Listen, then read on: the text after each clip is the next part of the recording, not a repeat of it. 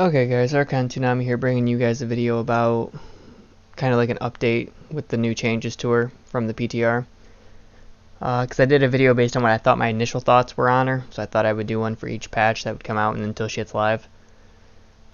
Changes pretty much kind of hurt her a little bit. Like, she's not going to be able to be as anti-flanker as she was before, where she could just instantly kill Tracer or, you know, deal a good chunk of Genji's health for making a mistake. Basically what they are, in case you don't know, is shield bash. You can't instantly like go to flail as soon as you let go of the shield. They put a little delay in for it for the shield animation. The second thing they changed is that after you swing and you cancel into rocket flail, the E, you have to wait out the normal attack animation, because I think rocket flail recovers faster than what a full melee cancel animation does, so you have to wait maybe like a couple seconds in order for it to finish the original melee animation, or the time it would have taken. That's going to hurt the combo to where you can't just one-shot Tracer off a shield bash anymore. They're just basically little steps to keep you from being able to do that, which is interesting because Ana can basically one-shot a Tracer. Lucio, if he's really good at aiming for the head, can one-shot a Tracer. They also took 30% of her ult and made it like, or increased the value on it, so it's harder to get. Because she was getting it like really fast, like I think maybe twice per team fight even. It was just stupid amounts of it. So they made it harder for her to get. But they did buff her in the sense that her passive now is 1.5 instead of 2 seconds. So I guess that's something, right?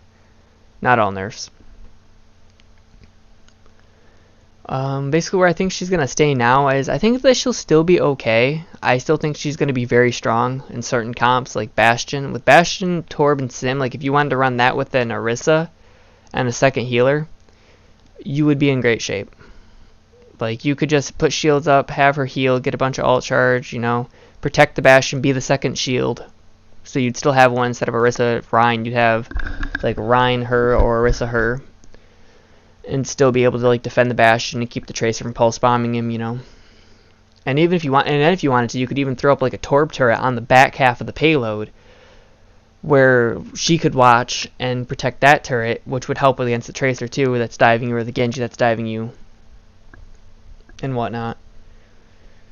So I mean, there's going to be a lot of pirate ship combinations that are just going to be absolutely nuts.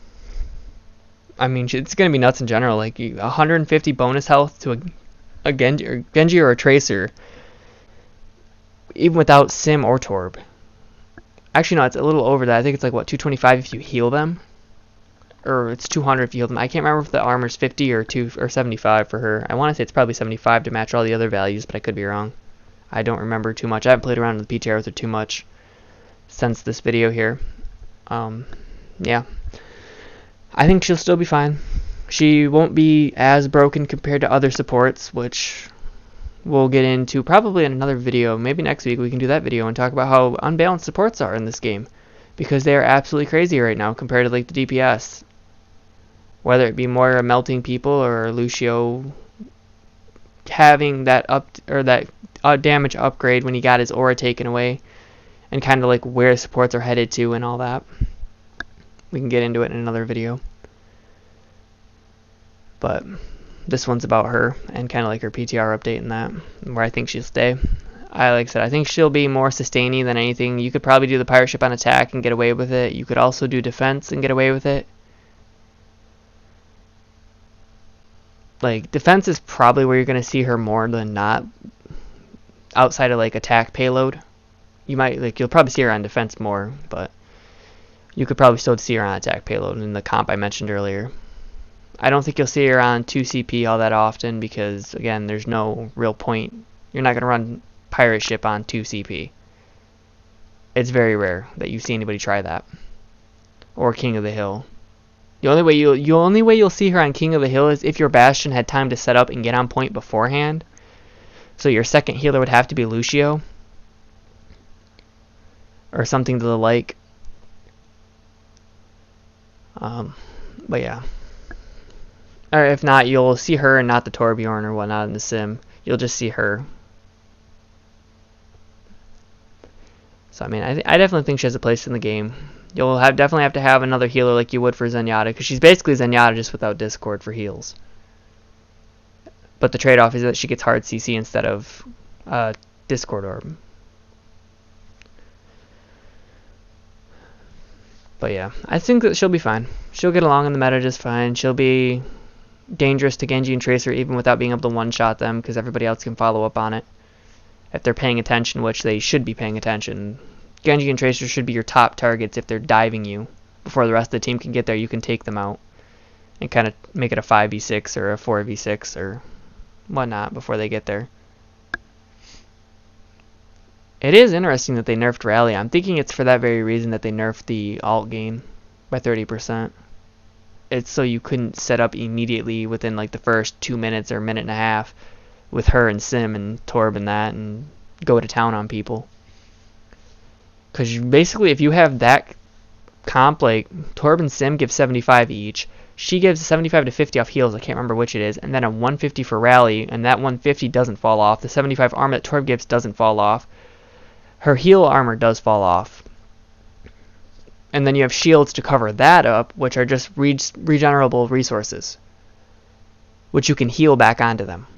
So if you heal them when their shield breaks or her 50 armor goes off, because I think it goes regular armor, her armor from her heal, her orange armor, then shields, you could wait until that armor falls off, heal the target. See, there it is. It's 75, so. But you see how it takes priority? So you could wait till that armor falls off.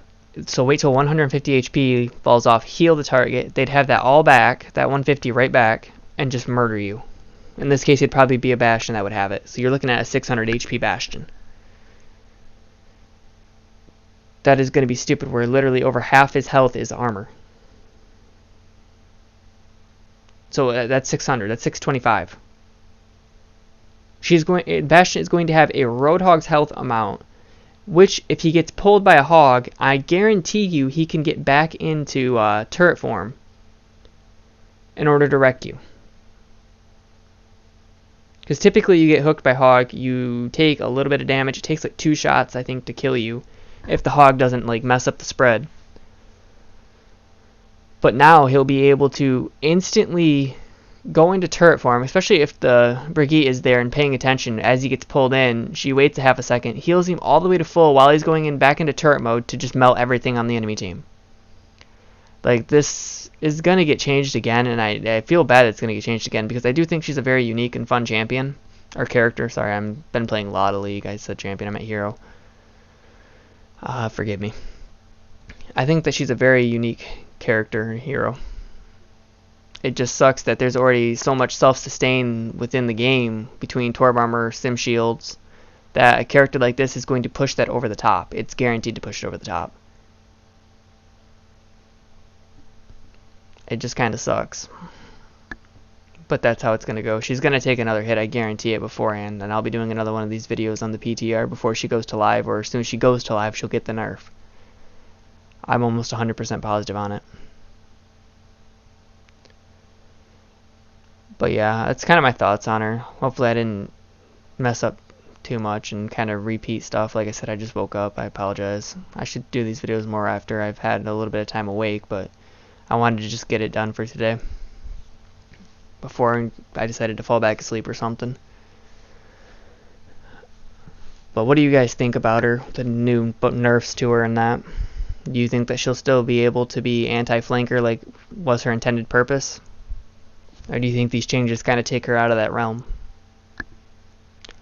Be sure to leave a comment down. Let me know if you guys like these follow-up videos to kind of go over like each of the nerfs when they come out, or if you just want me to do one video on the PTR for them and then do a live kind of after changes reaction to it and let you guys know what I think there.